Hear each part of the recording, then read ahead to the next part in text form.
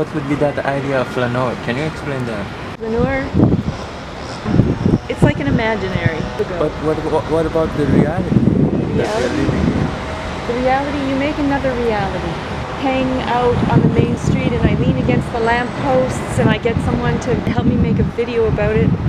I make another, like, I don't know, another experience that I couldn't have otherwise, you know? Yeah, but don't you think this distance that you make with your imaginary alienates somehow us? Yeah. You travel away from the reality. I mean, really, talking kind of up in my head, but it's like, think about the clouds. Yeah. So the flaneur is the imagining. He or she can even think about the clouds. Yeah, and have the what do you mean? Or pay attention to them instead of where you have to be in the next minute. It's a kind of a pleasure to escape the demands of reality. But don't you think the ups and downs of real life, they really may somehow deprive you of getting into that imaginary thing? You know what I mean? So the real. The real, I want to know more about what you think about that. Yeah. My issue and my preoccupation with this whole thing is that how reality can be changed. Yes. So we can feel flaneur at the same time. You know, coming up with reality, confronting reality. You know, how we can situate ourselves in reality as a flaneur. Yeah. For me, it's renegotiating. I don't know, it's hard to say it is, but when I walk down the street, I'm not just walking down the street. I'm doing more than walking down the street. I see. Can you expand I'm not on walking. That? I'm not even walking. I'm riding on a scooter. You know. So you're riding on a scooter, but at the same time, probably by riding on your scooter, you're writing on reality. Writing on reality. Rewriting an unreality. And making that into a reality so that the riding on the scooter isn't a devastation. It shifts into being an adventure and pleasure. So I want to just tell you something now. Okay, tell me. We came across the street. You came across the street, and I'm on my scooter, and I have to go up to the lights to cross because I can't. I easily just whenever I decided to cross the street, I just crossed the street. Yeah, you just left across the street, and the curb prevented me from going with you. And I had to go find my own way. And I got to the lights where there's a crosswalk, but there was a curb. I couldn't get down. I had to cross another street to find a curb to go down.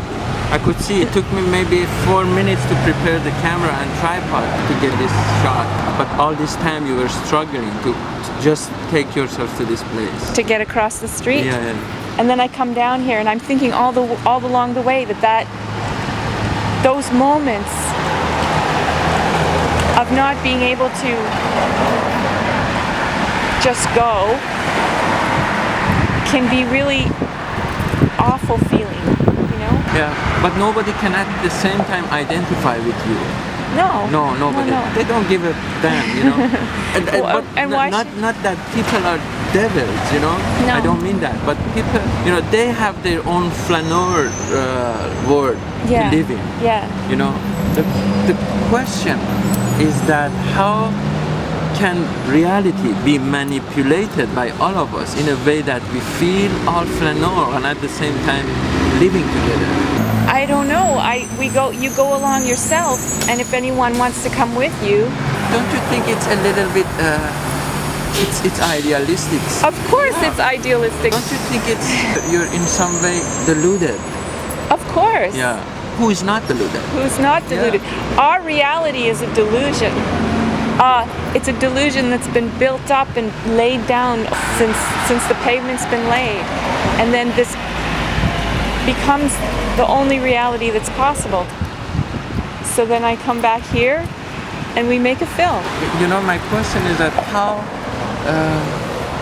how powerful a film can be, a cultural product can be, and how effective that cultural production be in changing the world. Do you really believe that it can change the world? It can, yeah? I don't believe it can change the world, but I think it can change me. Oh, great! And it can change you. It can change me, and it can change other fellows. And the people that come. We are some part of reality. Yeah. You know, and so these changes. The infection starts from one cell. Exactly, one cell. Yeah, and then whole body is infected. It becomes a body without organs. Exactly, the whole body is infected. Yeah, it's transformation in a Barba Papa. You know, you've seen that cartoon.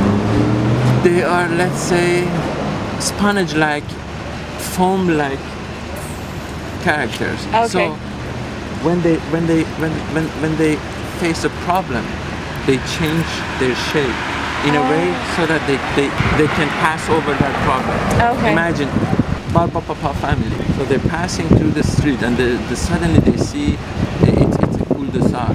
There's only one hole, one small hole that they can pass. So they become gas. So you know what I mean? They pass through that hole, and they say, okay, Barba Papa changes, Barba Mama transforms.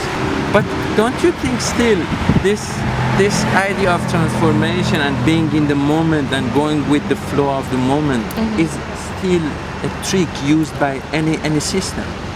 Yeah, it can always be taken on by the system and used. They take the feeling that the clouds make and use it to sell some donuts or something to you.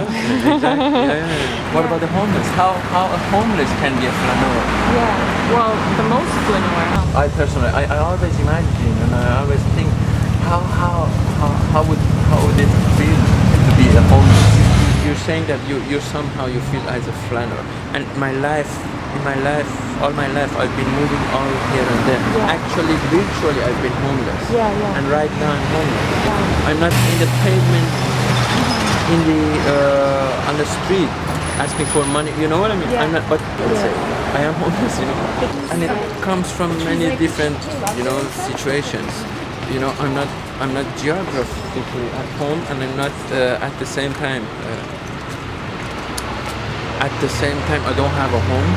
Yeah. You know, and I'm not among family. You know, I don't have a family here, which is geographically not my home, but they have their own, let's say, nuclear community, family. Yeah, I'm not a part of that.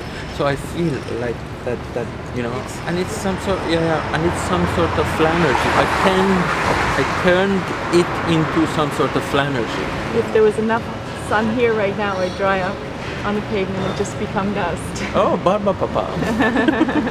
Yeah, Barba Papa. Exactly. Exactly. Are we good? Yeah. Very good. Nobody cares. Nobody cares, but do you think, is it good or is it bad? And if you want them to care, how should they care? You know what? It's sometimes it's very tricky because we live in a culture where surveillance is everywhere. Yeah. And privacy is like a huge ideology. That somehow is. So you mean they just left us to our own privacy? They said, okay. Yeah. But did we ask for any help? No, we didn't. Sometimes, it's a bad. Should we be asking for help? Yeah. Sometimes we all need help, and we have to ask for that.